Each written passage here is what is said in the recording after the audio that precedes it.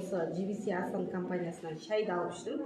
Чудо шайды. Оның алдында 1 жыл ба, 2 жыл алдын почти менде язва еді, балалап кеткен асқазанымда. Уже маған ракты қоя бастады. Өйткені астынан да, аузымнан да кетіп жүрді, қан кетіп жүрді. Ол жараның беті ашылған кезде болады екен.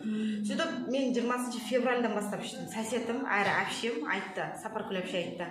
Сен осыны алып іштік, үйге күндіге келіп система салып жүрді. Ол больді басып жүрді.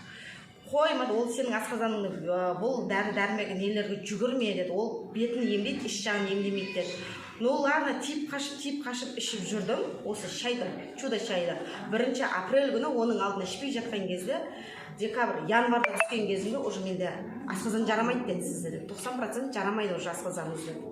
Содан кейін бір 20 февральдан бастап іштім, 1 апрель күні барып түстім. Врачтың аузы ашылып қалды. Сізде кәні язва деді. Кәні гастритқа асқынып кеткен 90% жарамайтын асқазаныңыз кәні деді. Бәрі жақсы деді ма? Таза деді, шылағы жоқ деді. 12 ішегіңізде тап-таза, ешқандай шылағы жоқ деді. Қанша уақыт іштің шайды?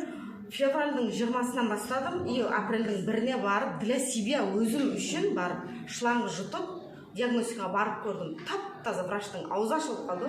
Не іштіңіз, не істедіңіз? Мен просто шай іштім дедім. Қандай шай іштіңіз деп десе, мен естімеппін ондай шайды дедім. Бар ма деді. Сөйтіп мен айттым, бар дедім, осыны іштім дедім. Содан кейін менде асқазанды.